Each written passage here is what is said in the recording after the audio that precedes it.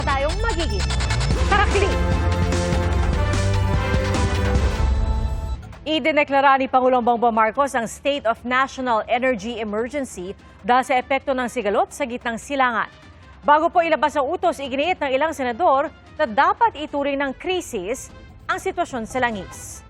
Ating saksihan. Sa gitna ng epekto sa bansa ng gulo sa gitnang silangan, nagdeklara ng State of National Energy Emergency si Pangulong Bongbong Marcos.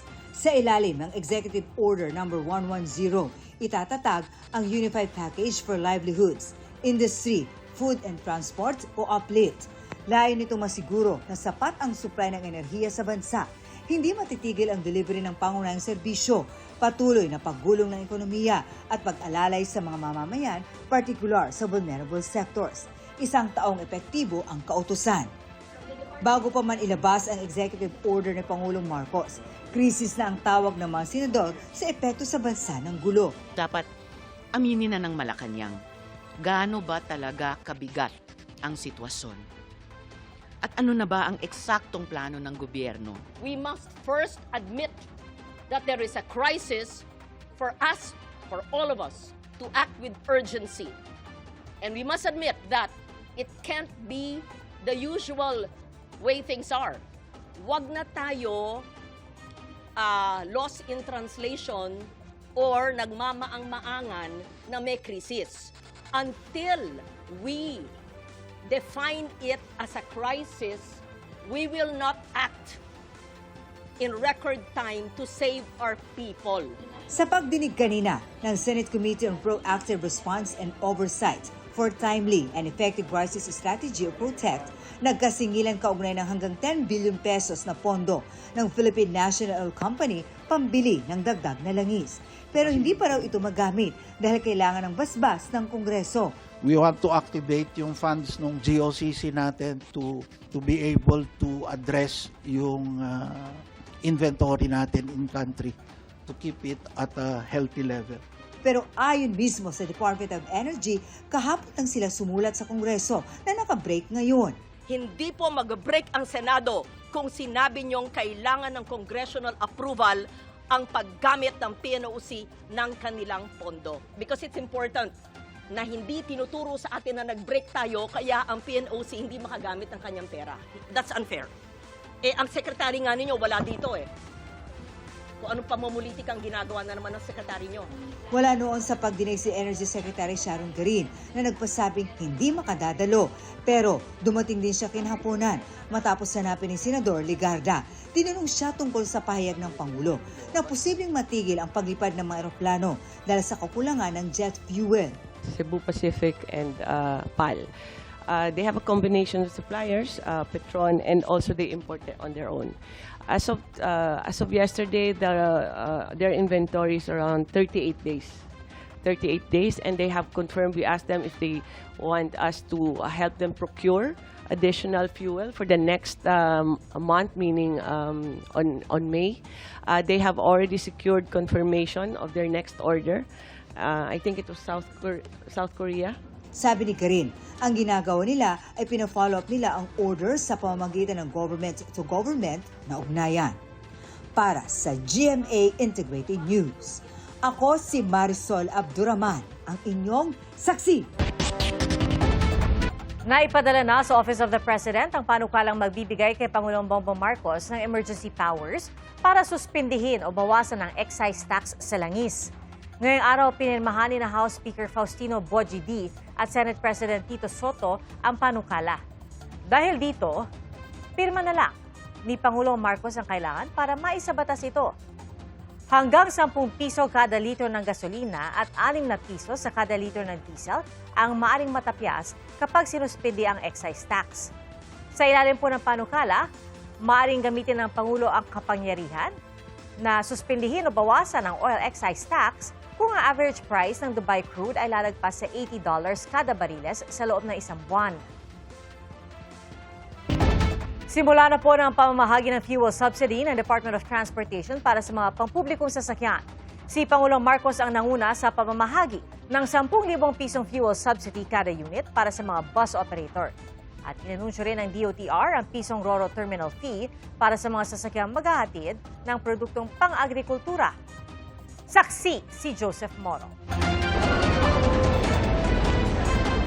Halos 30 operator ng bus ang nakatanggap ng fuel subsidy sa Parañaque Integrated Terminal Exchange o PTEX kanina. 10,000 piso kada unit ng ayuda na ipinamahagi sa pangunguna ni Pangulong Bongbong Marcos. Hindi lamang dito sa Metro Manila pero all over the country na ito. Malaking tulong po ito sa pang-araw-araw po namin na operasyon, pambili ng krudo, mga spare parts, pangsahod ng mga tao, at iba pa.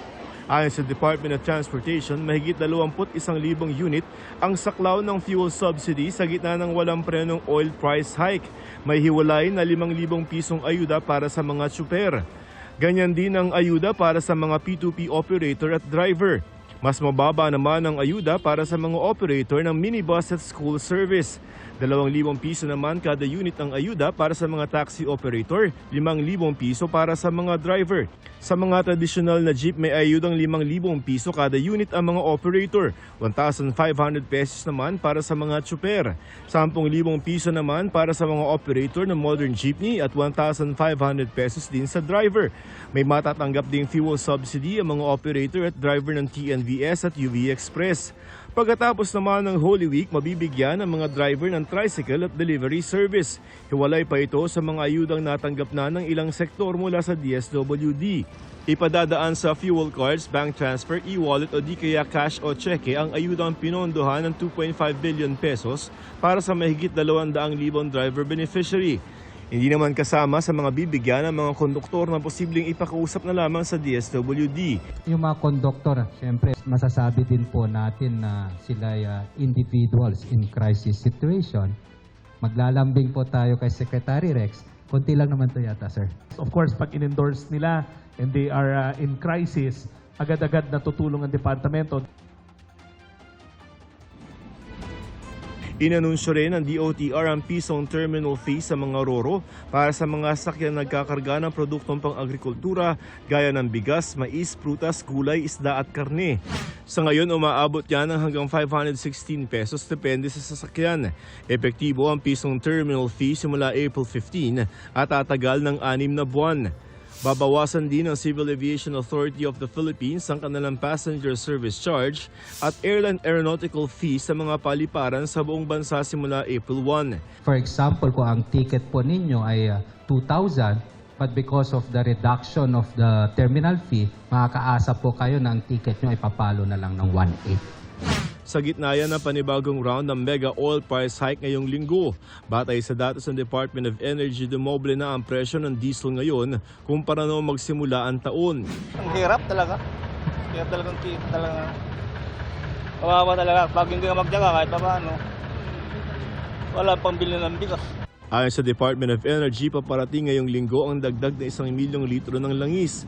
400,000 na litro galing sa isang bansa sa Southeast Asia at 600,000 liters galing sa labas ng Southeast Asia.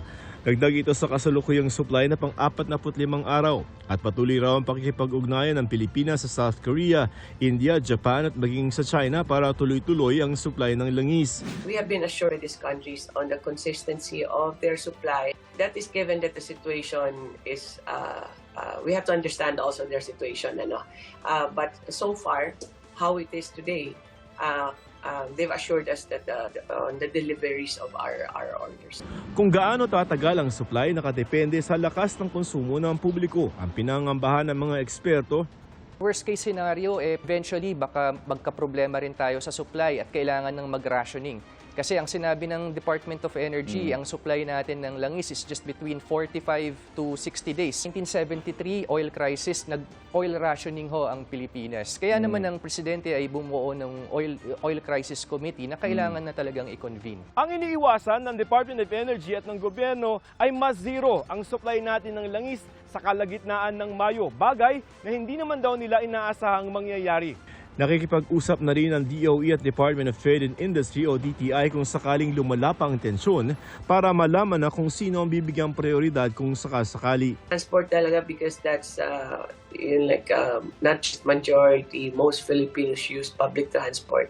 And we have to make sure that that's running, whether it's sea, air, or or land transportation. Para sa GMA Integrated News, ako si Joseph Morong, ang inyong saksi. Arestado sa San Pedro, Laguna ang umano'y gunman sa pagpatay sa dating close-in security ni Manila Mayor Isko Moreno na si George Capistrano. Kasamang hinuli ang kasintahan ng suspect na kasama raw niya sa pagtatago. Tinukoy rin siya bilang gunman ng isa pang suspect na naunang sumuko sa mga otoridad. Iniharap kanina ng alkalde sa publiko ang magkasintahan. Aminado ang gunman sa krimen. Ginawa raw nilang target ang biktima dahil sa suot nitong alahas. Hindi raw nila alam na dating pulis ang biktima at itinanggi rin ng suspect na siya ang utak ng krimen. Naaresto ang suspect sa bisa ng standing warrant para sa kasong robbery na inilabas ng isang korte sa Baguio City. Ayon sa pulisya, may na-recover na baril mula sa suspect ng maaresto. Bago sa saksi, hindi sisipot si Vice President Sara Duterte sa pagsisimula bukas ng pagdinig ng Kamara kaugnay sa impeachment complaint laban sa kanya. Ito po ay ayon sa kanyang abogado na si Attorney Michael Poa.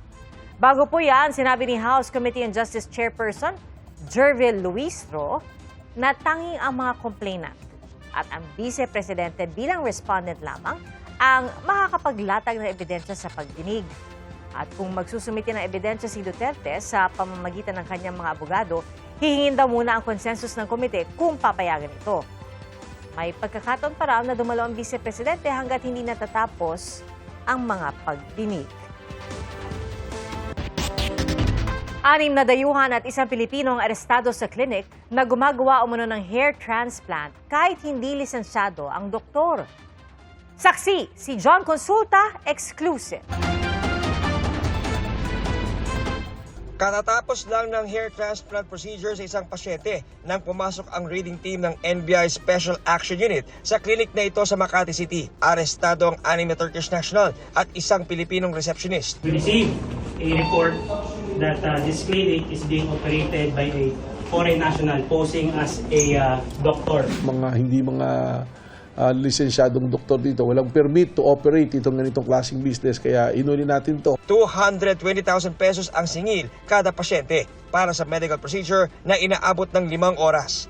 Tumambad sa raiding team ang mga gamot at anesthesia na ginagamit umano sa hair transplant. Delikado ito kasi mayroong pong safety issues. Baka mamaya magkaroon ng mga infection. Di dapat nila ito ginawa ng walang katumbas na mga permit or licenses to operate dito sa atin. Nakaharap ang mga inaresto sa reklamong paglabag sa RA 2382 o Medical Act at Philippine Pharmacy Act. Tumanggi magpaunlak ng panayam ang mga dayuhan, pero nangako silang kukumpletuhin ang kanilang permit para muling makapag-operate. Ingat tayo, alamin maigi kung sino yung inyong kausap, kung talaga ba sila otorisado o may lisensya para gumawa ng mga procedures na ganito. Para sa GMA Integrated News, ako si John Consulta, ang inyong saksi. Makikipagdialogo raw ang mga opisyal ng online gaming platform na Roblox sa mga opisyal ng Department of Information and Communications Technology. Kasunod po yan ang mga pagsusulong na ipagbawal ito sa bansa. Ayon sa DICT, pupunta mismo sa bansa ang mga opisyal ng Roblox at tutugunan ang mga issue gaya ng recruitment sa ilang mga student gamer na maghasik ng karahasan gamit ang laro. Dagdag pa ng DICT, meron na rin silang ginagawang warning system laban sa mga child predator na gumagamit ng laro. Nagkaareglo na ang siklista at ang rider na bumangga sa kanya sa Cainta, Rizal. Pero problema naman ngayon ng siklista ang nawawala niyang cellphone na tinangay ng iba pang rider.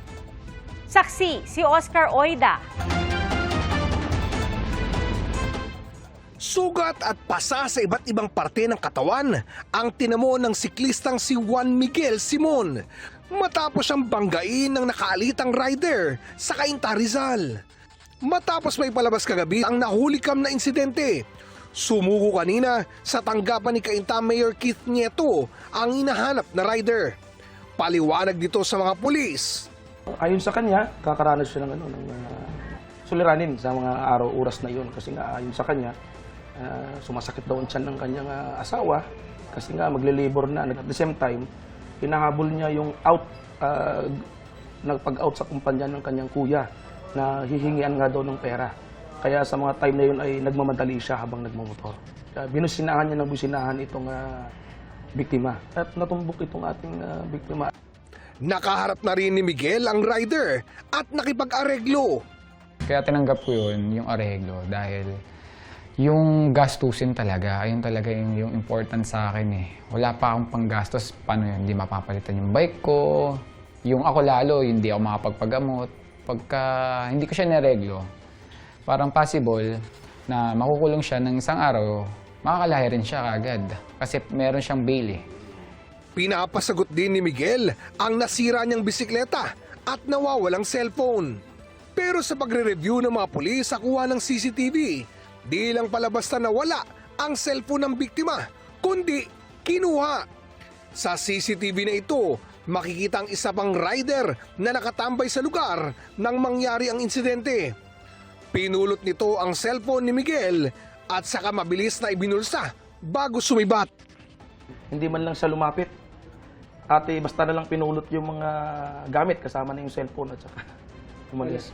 Isipin mo, ako na yung na-aksidente talaga.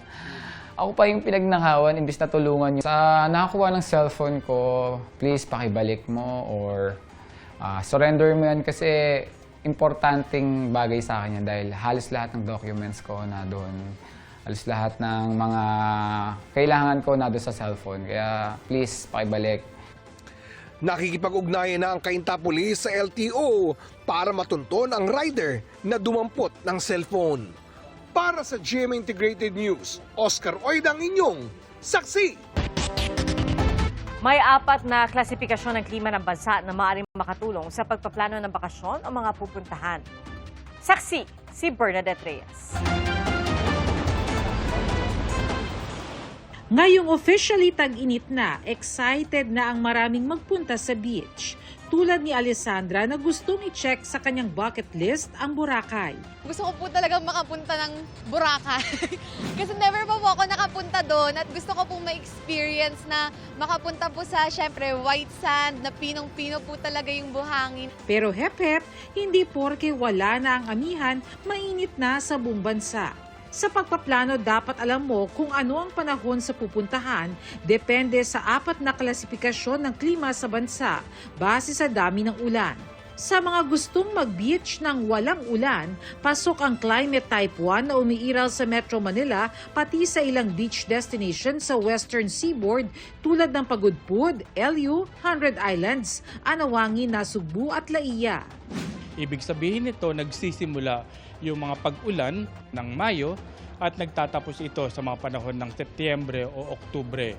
Pwede rin sa Type 2 climate kung saan umuulan mula Nobyembre hanggang Marso dahil nakaharap sa Pacific Ocean tulad sa Bicol.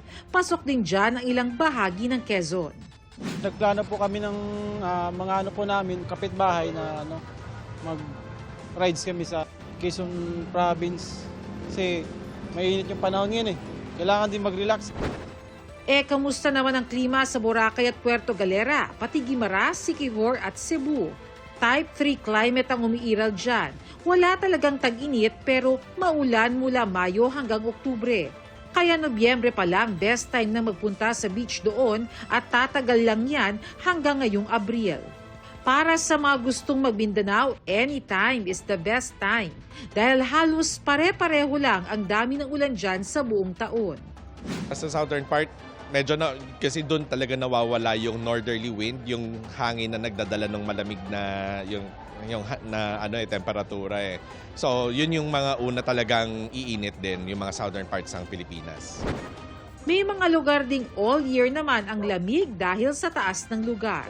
Pwede sila pumunta sa Mountainous Luzon. Kabilang dito ang Cordillera, Administrative Region, at kung Mountainous Mindanao naman, nandito yung sa may Bukidnon.